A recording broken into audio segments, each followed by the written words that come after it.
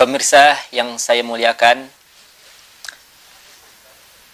bid'ah secara bahasa, bila kita lihat di kamus-kamus, semisal dalam kitab kamus yakni Al-Qamusul Muhit, itu disebut yakni definisi makna lughawinya adalah al-amrul ladzi yakunu awwalan, suatu perkara yang pertama kali adanya, atau suatu perkara yang belum ada contoh sebelumnya. Itu makna bid'ah secara bahasa. Adapun secara istilahi, istilah syara', secara terminologi yang disebut bid'ah, maknanya yakni fi'lu ma lam yu'had fi asri Rasulillah sallallahu alaihi wasallam. Pekerjaan atau amalan keagamaan yang belum dikenal, yang belum diamalkan pada masa Nabi sallallahu alaihi wasallam. Penjelasan ini antum bisa lihat dalam kitab Qawaidul Ahkam fi Masalihil Anam juz kedua halaman 195, yakni satu kitab yang ditulis oleh ulama besar Ahlus Sunnah wal Jamaah yang hidup di abad ke-7 Hijriah, yakni Al-Imam Izzuddin Ibni Abdissalam. Beliau mendapatkan gelaran dari para ulama-ulama dengan sebutan Sultanul Ulama. Jadi kalau kita ingin mencari definisi, jangan dari orang sembarangan, langsung dari ahlinya.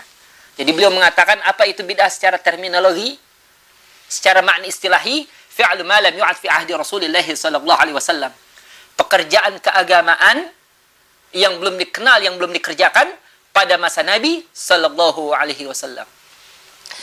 Miris pemirsa, banyak orang nggak paham hukum tapi dibicara hukum. Apa dibilang? Hukumnya bid'ah tuh. Mana ada hukum bid'ah? Antum boleh sebut, yang disebut hukum taklifi. Ya, kita lihat ada wajib, sunnah, mubah, haram, makruh. Mana ada bid'ah? Tidak ada hukum bid'ah. Jadi wa ala kulli hal, bid'ah itu bisa masuk kepada haram, wajib, sunnah, makruh dan seterusnya. Nah, hadirin. Ya. Bila dikatakan, enggak, pokoknya tiap bid'ah sesat. Itu dapat dari siapa, Bang? Itu hadis Nabi. Itu perkataan Nabi. Berarti ini orang yang bicara demikian, dia berbohong atas nama Nabi. Kenapa? An-Nabi yatakallam bil Arabiyyah. An-Nabi yatakallam bil Arabiyyah. Nabi bicara dengan bahasa Arab. Jadi kalau dikatakan tiap bid'ah sesat, itu bahasa Indonesia, itu bukan bahasa Arab. Berarti dia berdusta. Dia mendapatkan ancaman dari Nabi, man kadzdzaba alayya muta'ammidan falyatabawwa maq'adahu minan nar. Barang siapa yang berdusta dengan sengaja, artinya membawa nama-nama Nabi pada Nabi tidak mengatakan demikian. Nabi ancam, falyatabawwa maq'adahu minan nar. Bersiap-siap menempati tempatnya di neraka. Ini pemirsa sekalian, ya. Jadi kita akan sedikit bahas tentang kullu bid'atin dhalalah yang salah difahami orang. Para ulama, ahlu sunnah wal jamaah, salaf maupun khalaf, tidak ada yang memahami tiap bid'ah sesat. Tidak ada demikian. Kenapa? Karena mereka faham betul masalah daripada kebahasaan hadis. Ya, yakni kalam Nabi sallallahu alaihi wasallam. Untuk itu, bila mana ada yang mengatakan makna kul hanya bermakna tiap-tiap, setiap, seluruh, berarti ini orang nggak pernah belajar bahasa.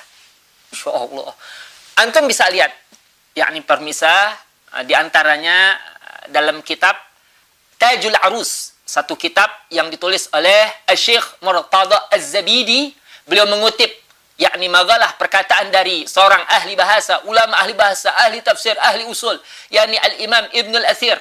Al-Imam Ibn Al-Athir mengatakan tentang makna atau lafaz kul di sini, mawdi'u kullin al-ihatatu bil jami' wa qad jaa isti'maluhu bi makna ba'd. Topik atau kandungan lafaz kul, kulli, kullu, kullah, tinggal dilihat aja nanti i'rabnya seperti apa belakangnya, ya. Pokoknya makna kul di sini ini memang maknanya bisa bermakna keseluruhan, semuanya, seluruhnya. Tapi makna kullu di sini pun bisa bermakna sebahagian. Kif, ulama yang mengatakan. Banyak sekali ulama bahasa yang menjelaskan demikian. Insya Allah. Ya. Emang ada, Ustaz, makna kul itu dengan makna sebahagian? Oh, banyak sekali. Satu contoh. Dari yang banyak tadi, satu contoh saya berikan. Antum buka surah Al-Anbiya ayat 30. Allah Ta'ala berfirman, awalam yaral ladzina kafaru anna samawati wal arda kanata ratqan fafataqnahuma wa ja'alna minal ma'i kulla syai'in hayyin. Yang terjemahan yang artinya, apakah orang kafir tidak memperhatikan bahwasannya langit dan bumi dahulu pernah bersatu, kemudian kami pisahkan keduanya. Wa ja'alna, dan kami jadikan minal ma, dari air, kulla syai'in hayyin, tiap sesuatu yang hidup. Tiap-tiap sesuatu yang hidup Allah Ta'ala jadikan dari air. Pertanyaan, apakah semua makhluk diciptakan Allah dari air? Jawabannya tidak. Tidak. Antum lihat dalam surah Ar-Rahman ayat ke-15. Allah Ta'ala berfirman, wa khalaqal janna min marijim min nar. Dan Allah menciptakan jin dari api yang menyala. Jin bukan dari air, jin dari api. Insya Allah. Ini satu contoh. Ada kul yang bukan bermakna keseluruhan, tapi sebahagian. Tidak usah, tapi pokoknya tiap bidah sesat. Baik, bila antum tetap bersikukuh, bersikeras bahwa tiap bid'ah sesat, oh, Masya Allah, banyak sekali orang-orang mulia. Dari yakni zaman sahabat sampai saat ini, antum vonis kafir, vonis sesat, yakni vonis neraka. Siapa, yakni pemirsa di antaranya, yakni dari kalangan sahabat yang banyaknya di antara mereka, ya, yakni yang akan antum vonis sesat tentu ada Sayyidina Umar bin Khattab radhiyallahu anhu. Beliaulah yang mengusulkan kepada para sahabat untuk melakukan salat tarawih 20 rakaat dikerjakan secara berjamaah. Selesai salat tarawih berjamaah 20 rakaat, beliau mengatakan, ni'matil bid'atu hadhihi. Ini ada dalam kitab Sahih Bukhari. Bid'ah paling enak ini, senikmat-nikmatnya bid'ah tuh ini, yakni salat tarawih 20 rakaat dikerjakan secara berjamaah. Kenapa beliau mengatakan bid'ah? Karena memang salat tarawih berjamaah dilakukan 20 rakaat belum dikenal, diamalkan pada masa Nabi sallallahu alaihi wasallam.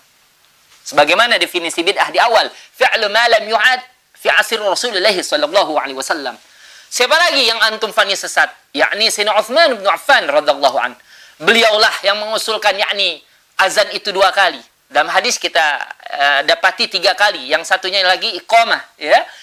Zaman Sayyidina Utsman, zaman Nabi azan Jumat itu sekali. Zaman Sayyidina Utsman azan itu 2 kali. Azan itu ibadah. Berarti Sayyidina Utsman melakukan kebid'ahan. Berani memvonis Sayyidina Utsman sesat, padahal Sayyidina Umar dan Sayyidina Utsman termasuk al-mubasysyirina bil jannah, 10 sahabat yang dijamin Nabi masuk ke dalam surga. Insya Allah.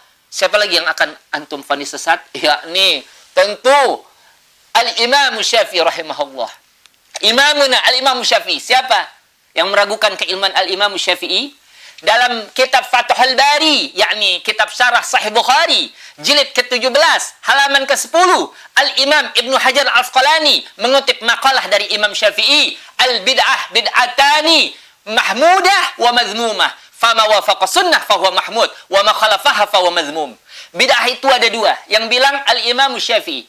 Ada orang sekarang enggak kejuntrungan, dia punya ilmu, belum ketahuan kualitas keilmuannya. Terus Imam Syafi'i bilang 2, dibilang bid'ah cuma 1, sesat doang. Imam Syafi'i bilang 2. Antum, mana yang antum pilih? Kira-kira mana yang antum pilih, permisa? Kita pakailah akal kita secara optimal. Jangan kita taklid buta kepada guru kita yang hendak menyesatkan kita. Cari itu. Kita dimerdekakan ini akal, coba. Ini, oh Masya Allah, ulama Ahlus Sunnah wal Jamaah ini sudah betul-betul memberikan satu standar untuk mempelajari keilmuan ini yang luar biasa. Ya, jadi Imam Syafi'i mengatakan bid'ah itu ada 2. Ada baik, ada terpuji, ada buruk. Ya, yang selaras dengan sunnah syariat itu yang baik. Yang bertentangan dengan sunnah syariat itu yang buruk. Siapa lagi? Al-Imam Al-Bukhari pernah melakukan bid'ah. Setiap kali beliau, yakni Al-Imam Muhammad bin Ismail bin Ibrahim bin Al-Mughirah bin Dardis Al-Bukhari, ya, yakni Amirul Mukminin dalam bidang hadis. Beliau setiap kali hendak menulis daripada hadis, beliau melakukan salat sunnah 2 rakaat. Itu tidak dilakukan Nabi, tidak diperintahkan Nabi. Bidah itu. Berani mengkafirkan Al-Imam Al-Bukhari. Insya Allah. Jadi berhati-hatilah permisa terhadap faham baru yang demikian. Kenapa? Allah Subhanahu wa taala berfirman, "Wala taqulu lima tasifu alsinatukumul kadzib. Hadza halal wa hadza haramul taftaru 'ala Allahil kadzib. Innal ladzina yaftaruna 'ala Allahil kadziba la yuflihun." Ini ada dalam surah Al-Anbiya ayat ke-116. Allah taala berfirman, "Wala taqulu lima tasifu alsinatukumul kadzib." Yang terjemahannya, jangan kalian mengatakan bagi apa yang disifati oleh lisan kalian tentang kedustaan, membawa nama Allah, membawa nama Allah. Ini halal, ini haram. Ini halal, ini haram. Menetapkan sesuatu seenaknya tentang syariat. Ini hadza halal wa hadza haram litaftaru 'ala Allahil kadzib. Untuk kalian mengada-ngadakan kedustaan atas nama Allah. Sesungguhnya orang yang mengada-ngadakan kedustaan atas nama Allah, dia tidak akan pernah beruntung. Bahkan orang yang sampai memvonis sesat, memvonis kafir seorang mukmin, seorang muslim, na'udzubillah. Kita khawatirkan akhir hidupnya itu su'ul khotimah. Kenapa? Penyembah berhala boleh jadi dia akan sadar. Berhala memang tidak bisa melakukan apa-apa. Difikirkan kembali, iya ngapain kita sembah berhala? Ini penyembah berhala. Insya Allah beriman, dipakai akal, insya Allah diberiman. Tapi orang yang gampang musyrik kafir bid'ah, musyrik kafir bid'ah neraka, musyrik kafir bid'ah, inna na'udzubillah, ini manusia. Kenapa? Nabi SAW mengancam, idza qala rajulil akhihi ya kafir faqad bi ahaduhuma. Apabila ada seseorang mengatakan kepada saudaranya, hei kafir, artinya vonis saudaranya itu kafir, maka ucapan kafir tadi berbalik kepada salah satunya. Jadi jika yang divonis kafir itu tidak kafir, itu kafir berbalik kepada orang yang memvonis. Na'udzubillah. In uridu illa al-isma stata'tu wa taufiq illa billah ali tawakkaltu ilaihi wa hadana Allahu ajma'in. Wassalamualaikum warahmatullahi wabarakatuh.